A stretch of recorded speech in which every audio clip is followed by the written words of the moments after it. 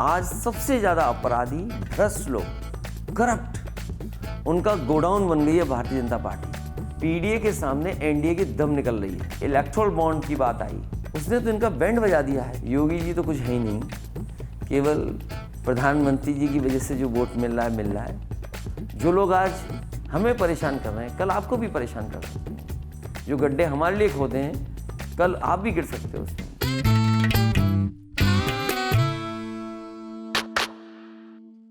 Thank you very much for joining us. I know how busy you are. This is the toughest month, and in this heat, you're campaigning. But everybody is saying that the SP, Congress, in fact, India Alliance, उसमें कोई दम नहीं है. Like Mr. Modi is going around campaign after campaign. How are you combating that Modi dam? And do you feel you also lack a bit of dam? मैं धन्यवाद देता हूँ आपका, और इस गर्मी में आप आए। अभी हमें और गर्मी का सामना करना है। जो इंडिया अलायंस है और समाजवादी पार्टी की जो पॉलिटिकल स्ट्रेटजी है पीडीए की, भारतीय जनता पार्टी की, उससे दम निकल गई है। उनके पास जवाब नहीं बचे हैं। कल को मैं उनसे पूछूं कि आपके 10 साल में पीडीए कहाँ है, यूनिवर्सिटीज़ के अपॉइंटमेंट में, खासकर जरा व्यूअर को बता दीजिए पीडीए स्टैंड्स फॉर। मैंने जब बीजेपी ये कहती सबका साथ और सबका विकास, तो सबका साथ तभी होगा जब आप सबको साथ लेंगे। सबके साथ में वो गैर बराबरी नहीं ख़त्म करते हैं। जो डॉक्टर राम मनोहर लोहिया की लड़ाई रही, डॉक्टर बाबा साहब भीमराव अम्बेडकर जी जिसके पक्ष में रहे, नेताजी ने पूरा जीवन लगा दिया। समाजवादी पार्टी के लोग उस आंदोलन में रहे कि पिछड़े, दलित और अल्पसंख्यक को, पीडीए, हाँ, पिछड़े, दलित, अल्पसंख्यक, मुसलमान भाई, अल्पसंख्यक, क्रिश्चियन या जो भी सिख अल्पसंख्यक में, और आदिवासी, और ए फॉर आदि आबादी, तो इनके पीडीए, तो इनके हक, इनके सम्मान की बात बहुत पुरानी लड़ाई है। उसको हम लोग लड़ करके इस ग्रुप को बड़ा कर रहे हैं। तो पीडीए के सामने एनडीए घबराया हुआ है। पीडीए के सामने एनडीए की दम निकल रही है और उनके पास जवाब नहीं है। अगर हम उनसे पूछें कि पिछले 10 साल में अगर वाइस चांसलर्स का अपॉइंटमेंट है तो पीडीए कितने हैं उसमें, जो बड़ी बड़ी university, central university, state universities हैं, उनमें जो वाइस चांसलर ने अपॉइंटमेंट किया जिन लोगों को, वो कहाँ हैं। और उत्तर प्रदेश जहाँ से प्रधानमंत्री आते हैं, मुख्यमंत्री उनके दूसरी बार चुने गए हैं, 10 साल दिल्ली के, 7 साल उत्तर प्रदेश की सरकार के, और मैं उनसे पूछूं कि जो नौकरियां कहाँ हैं नौजवानों की, और वो नौकरियां इसलिए नहीं देना चाहते हैं क्योंकि नौकरी अगर सरकारी देंगे तो उन्हें आरक्षण देना पड़ेगा। ये एनडीए के लोग वो लोग हैं जो आरक्षण को ख़त्म करना चाहते हैं। इसलिए हमें पीडीए के समाज को साथ जोड़ करके उनकी बात करने के लिए हमने ये स्ट्रेटजी के तहत इंडिया गठबंधन में हमारी रणनीति का हिस्सा है पीडीए। और तो यू हैव दम, इंडिया अलायंस हैज दम, इज इट? और पीपल आर सेइंग इतना दम नहीं। अगर इतना ताकत न होती या इतना समर्थन इंडिया को न मिलता तो मैं तो सोचता हूँ कि प्रधानमंत्री और बीजेपी के लोग इंडिया गठबंधन का नाम भी नहीं लेते ढंग से। ये इंडिया गठबंधन है, इंडिया अलायंस नहीं है। वो क्योंकि इंडिया न बोलना पड़ जाए उनको, इसलिए वो इंडिया अलायंस बोलते हैं। तो देखिए, नाम से ही घबराए हुए हैं लोग, तो कि जो नाम भी नहीं प्रोनाउंस कर रहे हैं ढंग से, जो नाम लेना चाहिए। आप बोलते हैं कि आप सबके साथ ले जा रहे हैं, मगर आपके छोटे छोटे जो गठबंधन में थे 2019 आपको छोड़ गए हैं। कांग्रेस एक एला है, this minority small groups they all left you, why is it that, why have you not accommodate them in the alliance? देखिए, बीजेपी इस समय सबसे कमज़ोर है और सबसे कमज़ोरी स्थिति में है। अगर कमज़ोर न होती तो क्या समाजवादी पार्टी के साथ जो दल थे उनको तोड़ते? आप देखिए, दल को तोड़े, क्यों तोड़े? क्योंकि बीजेपी कमज़ोर है। अगर कमज़ोर न होती बीजेपी तो शायद इन दलों को नहीं लेती। जिन दलों ने गाली दी, जिन दलों की भाषा ऐसी थी कि कोई सुन नहीं सकता, बीजेपी के लोग स्वीकार नहीं कर सकते, लेकिन क्योंकि उन्हें वोट की राजनीति करनी है इसलिए अपमान सह कर हुए और जो कुछ उनको बुरा भला कहा उसको सहन करके भी उन दलों को ले रहे हैं। तो मेरा मानना है कि भारतीय जनता पार्टी इस समय सबसे कमज़ोर स्थिति में है, तभी समाजवादी पार्टी के साथ के अलायंस तोड़ रहे हैं। मान लीजिए आरएलडी को तोड़ा उन्होंने, आरएलडी ने क्या नहीं कहा उनके लिए, या उन्होंने क्या नहीं कहा आरएलडी के लिए। एक और दल है उसको तोड़ा, या और हमारे साथ थे उनको ले लिया। तो वो इसलिए लिया कि वो जानते हैं कि भारतीय जनता पार्टी समाजवादी पार्टी के से मुकाबला नहीं कर सकते। Do you feel in a national election as opposed to state election, you are on a better wicket or on a worse wicket? इस समय मैं समझता हूँ जो इंडिया अलायंस बना है, कांग्रेस पार्टी का मैं साथ लेकर के आगे बढ़ा हूँ, इस समय सबसे मजबूत दिखाई दे रहा है। और अगर सच्चाई माने, बीजेपी हार चुकी है। जो हार जाता है वो ही खिसिया जाता है, गुस्सा करता है। तो अभी जो गुस्सा की जा रही है वो बीजेपी की तरफ। उनकी भाषा देखिए, 10 साल के बाद 10 पेपर लीक हुए यूपी के, उसके बारे में बात नहीं कर रहे हैं। अगर मैं 10 पेपर जो लीक हुए हैं, जिन बच्चों का भविष्य अंधकार में गया है, ऐसे 60 लाख बच्चे हैं, और मैं 60 लाख बच्चों के परिवार के 3 सदस्य मानूँ माँ बाप को जोड़ करके, तो अगर ये गणित ठीक बैठता है तो 60 lakh multiply by 3 becomes 1 crore 80 lakh, और 1 crore 80 lakh is divided by 80 Lok Sabha, तो हर लोकसभा में 2,25,000 वोट कम हो गया बीजेपी का। दूसरा, हमारे क्षत्रिय समाज के लोग निकल पड़े बीजेपी के खिलाफ, और समाज के लोग दूसरी जगह पर निकल पड़े हैं सरकार के खिलाफ। तो अगर उनका भी वोट हम जोड़ दें तो लाखों वोट एक लोकसभा में कम हुआ है। इसकी भरपाई बीजेपी कैसे करेगी? इसीलिए आपने देखा होगा उनके भाषणों में न रोज़गार की बात है, न कोई बड़ा इन्वेस्टमेंट जो यूपी में हो उसकी बात है, न महंगाई कम करने का कोई तरीका है। प्रधानमंत्री यहाँ आए थे इन्वेस्टमेंट मीट में, प्रधानमंत्री को बताना चाहिए कि इन्वेस्टमेंट में ये स्टेट को मिला है। डिफेंस एक्सपो का यहाँ था, राष्ट्रपति प्रधानमंत्री सब आए, लेकिन बताना चाहिए कि क्या मिला है स्टेट को। तो केवल ये जो अभी इलेक्ट्रल बॉन्ड की बात आई, उसने तो इनका बैंड बजा दिया है। जो इलेक्ट्रल बॉन्ड थे, बैंड बज गया है, और इतने बीजेपी के लोग घबराए हैं कि अगर उनसे पूछ लें इलेक्ट्रल बॉन्ड के बारे में तो वो इलेक्ट्रोड ढूंढते हैं पीने के लिए। Acha, we went to one of Modi's speeches. He is very aggressive against India, and so how do you counter the aggression? He says family party, corruption, anti-Hindu, Muslim vote bank, caste politics, all these things in his half an hour speech he attacks. How do you counter? नहीं, ये सब बकवास है। मैं तो कहता हूँ ना, अगर बीजेपी परिवार के खिलाफ है या परिवार जिनका है उनके खिलाफ है, तो बीजेपी संकल्प ले कि किसी भी परिवार वाले को टिकट नहीं देगी और किसी भी परिवार वाले से वोट नहीं मांगेगी। और दूसरा कि जो माफिया हैं, अपराधी हैं, आज सबसे ज़्यादा अपराधी भ्रष्ट लोग, करप्ट, उनका गोडाउन बन गई है भारतीय जनता पार्टी। किसी भी प्रदेश का आप देख लीजिए, अगर वो करप्ट है, जिसके ऊपर ईडी सीबीआई इनकम टैक्स कभी रहा होगा, या अपराधी है, उसको एकदम स्वागत करते हैं। अभी यूपी में ही जितने अपराधी हैं, टॉप 10 सब बीजेपी के साथ हैं या बीजेपी की मदद कर रहे हैं। और इलेक्ट्रल बॉन्ड के लिए प्रधानमंत्री जी क्या कह सकते हैं? ये तो अभी जो चंदा वसूली हुई है, वो चंदा हमें क्यों नहीं दिया किसी ने?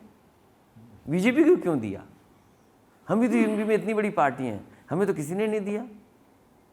तो उन्होंने वसूला है, क्योंकि ईडी सीबीआई इनकम टैक्स से वसूला है। अभी तो ये चंदे की खबर आई है, अभी किसी दान की भी तो कभी खबर आएगी कि जो दान दिया है लोगों ने, उसकी भी तो खबर आएगी कभी। Anti-Hindu, pro-Muslim. देखिए, मैं तो, How do you counter that? मैं उनसे पक्का हिंदू हूँ, पक्का उनसे बड़ा हिंदू हूँ, लेकिन सवाल हिंदू होने का नहीं है। सवाल यह है कि हिंदू धर्म के रास्ते पे कौन चल रहा है। क्या आप किसी को दुख तकलीफ देंगे? क्या आप किसी को मारेंगे? आप किसी को आप झूठे मुकदमे लगाएंगे? तो उनका रास्ता ही खराब है। अगर उनका रास्ता देखेंगे तो सनातनी रास्ता नहीं है, सच का रास्ता नहीं है उनका। और फिर पूजा पाठ का हमारा अपना व्यक्तिगत है, हम घर में पूजा करते हैं, हमारा मंदिर बन रहा है। वो कहते हैं कि हम प्राण प्रतिष्ठा में नहीं आए। मैंने उनसे कहा कि जब भगवान शिव के मैं दर्शन कर लूँगा तब जाऊँगा मैं उनसे, और भगवान जिसको बुलाते हैं उसके बाद जाते हैं। और भगवान का किसी को कॉल आ जाएगा तो क्या रोक लेगा उनको जाने से। और हमने तो देखा है कि जब यूपी के मुख्यमंत्री ही फ्रेम में नहीं थे और लाइन में नहीं थे, लाइन में लगा दिया था उन्हें। जब वो बैठे थे तो लाइन में नहीं थे, लाइन में लगा दिया था उनको। ये सब पूरे देश ने देखा।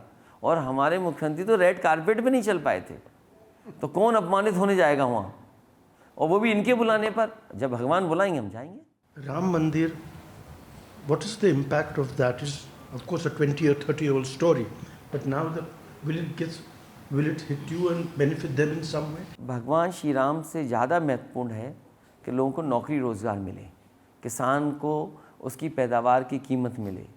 जो महंगाई बढ़ी है उसका कोई जवाब नहीं है। और इलेक्ट्रल बॉन्ड से भ्रष्टाचार भी बढ़ा है और महंगाई भी बढ़ी है। जिन कंपनियों ने 1000 करोड़ दिए होंगे या 500 करोड़ दिए होंगे तो बेपनाह मुनाफा भी तो वो कमाएंगे। तो एक तरफ तो भ्रष्टाचार हो रहा है और दूसरी तरफ महंगाई बढ़ा रहे हैं। Modi ji keeps talking about Modi ki guarantee. Modi guarantees this, Modi guarantees everything. How do you react to that and how do you campaign against that? इस देश के लोगों ने एक समय ऐसा भी देखा है कि कोरोना को लेकर के उन्होंने ताली बजवाई थी। ये गारंटी कुछ नहीं है, ये भारतीय जनता पार्टी की घंटी है कि आप बजाते रहिए इसको। और ये जुमले से 10 साल बड़ी घंटी है, ये पूरे देश की जनता जानती है।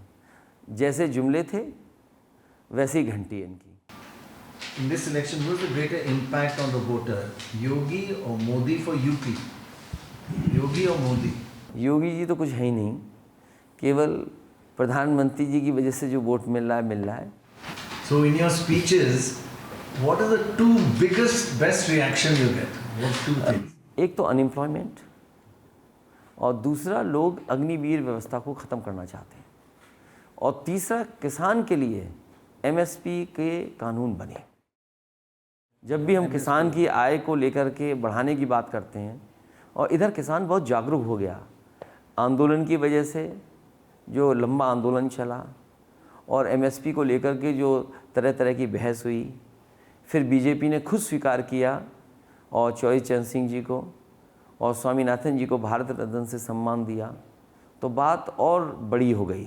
तो किसान ये महसूस करता है कि जिसने ज़िंदगी भर, जीवन भर किसानों के लिए लड़ाई लड़ी हो, चौधरी चरण सिंह जी और स्वामीनाथन जिन्होंने कमीशन के तहत फार्मूला दिया कि किस फार्मूले के तहत किसान को कैसा मुनाफा मिल सकता है, तो इससे भरोसा और बढ़ा है। और इधर जो पॉलिटिकल पार्टी और किसान आंदोलन चला है, उससे एमएसपी का मुद्दा किसान के बीच में है।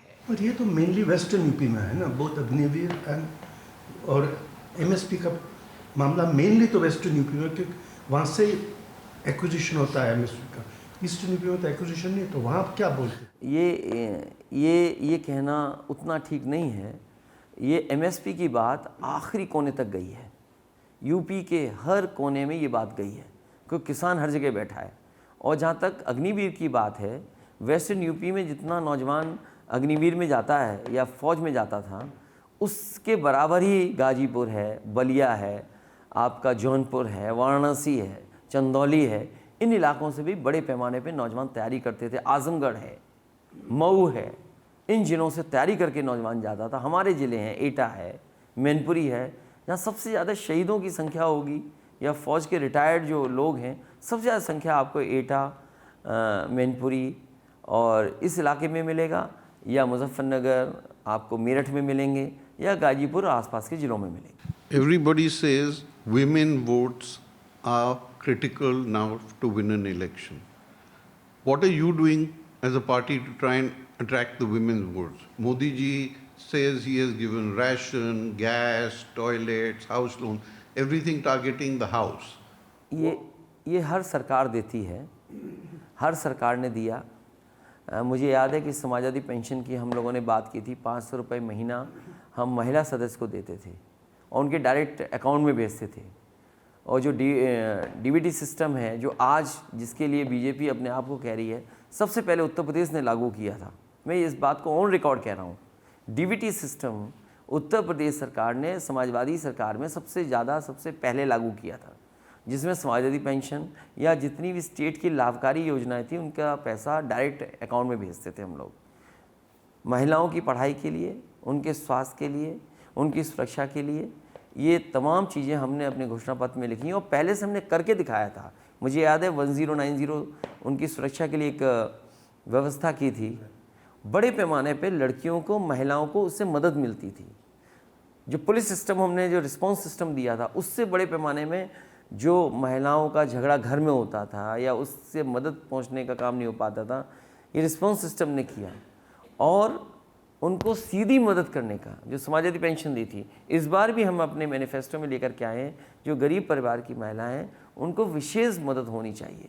पढ़ाई के लिए हमने कहा कि KG to हायर एजुकेशन बिल्कुल फ्री होनी चाहिए। तो ये तमाम फैसले हम लोगों ने स्टेट गवर्नमेंट में थे तब भी लिए थे। जब कभी हमें दिल्ली की सरकार में मौका मिलेगा, हमने अपना विज़न डॉक्यूमेंट तैयार किया है। उन चीज़ों को जब भी सरकार में आ सकते हैं, आएंगे तो शामिल करेंगे। Last question. Are you scared of ED and CBI? And are you getting other threats? देखिए, बीजेपी ने जो औरों के साथ किया वो सबसे पहले हमारे साथ किया। हमारा घर जिससे मुख्यमंत्री आवास से मैं बाहर आया, गंगा जल से धुलवाया। किसी भी मुख्यमंत्री ने कि अपने घर में जाने के समय किसी भी मुख्यमंत्री ने गंगा जल से अपना घर नहीं धुलवाया होगा। इन्होंने गंगा जल से धुलवाया। यहाँ एक एक्ट था जिसके तहत एक्स चीफ मिनिस्टर्स को घर मिलते थे। नेताजी और हमारा सबसे पहले इन्होंने घर छीना, हमारी इन्होंने सिक्योरिटी छीनी, हमें अपने घर में नहीं आने दिया। PIL करके कहा कि ये घर में होटल बना रहे हैं। जो कुछ कर सकते तो उन्होंने सब किया है। अच्छा, CBI और इनकम टैक्स, उसके लिए मैं धन्यवाद दूंगा कांग्रेस को, जिसकी वजह से हमारे कुछ कागज़ ठीक रहे। कोई कंपनी हम पे है नहीं, कोई कारोबार है नहीं, तो ED कहाँ से आएगी? और अगर कभी आती भी है किन्हीं परिस्थितियों में तो हम उसके लिए तैयार हैं। हमसे पूछ ले, जैसे थाने की पुलिस पूछती है वैसे ही वो पूछेगी। लेकिन एक सवाल है, अगर दिल्ली के मुख्यमंत्री जेल जा सकते हैं, झारखंड के मुख्यमंत्री जेल जा सकते हैं, सिस्टम को ख़त्म नहीं करना चाहिए। जो लोग सिस्टम को ख़त्म करते हैं, संस्थाओं को ख़त्म करते हैं, अंततः वो संविधान और लोकतंत्र को ख़त्म करते हैं। जो लोग आज हमें परेशान कर रहे हैं, कल आपको भी परेशान कर सकते हैं। जो गड्ढे हमारे लिए खोदे हैं, कल आप भी गिर सकते हो उसमें। तो ये झूठा फंसाना और इस तरह के आरोप लगाना केवल इसलिए कि बदनाम कर दें किसी को। हम अपने घर से निकले तो कहा कि हम टोटी घर का ले गए। जिसने लैपटॉप बांटे हों वो घर का कुछ सामान लेके जाएगा। और मुझे खुशी है आज कि जहाँ लैपटॉप हम लोग बांटते थे, आज अमेरिका के कई शहरों में, कई स्टेट्स गरीब बच्चों को लैपटॉप बांट रही है। तो ये बीजेपी के लोगों का तरीका है लोगों को अपमानित करने का, लोगों को नीचा दिखाने का, क्योंकि सब संस्थाएं उनके पास हैं। टीवी उनके पास है, अखबार उनके पास है। हालांकि मुझे आपके सामने नहीं कहना चाहिए, लेकिन कभी कभी हम कह देते हैं प्रेस के सामने। आज की जो प्रेस है, जिसका दाना उसका गाना। तो अब उस स्थिति में पहुंच गई है प्रेस भी। प्रेस को भी अधिकार दिलाना है, उनकी आज़ादी पे भी पाबंदी लग गई है। Thank you very much. Thank you. I know you are so busy. नहीं, बहुत अच्छा किया आप आए, Very kind. और अच्छा लगता है कि हर बार आप आते हैं।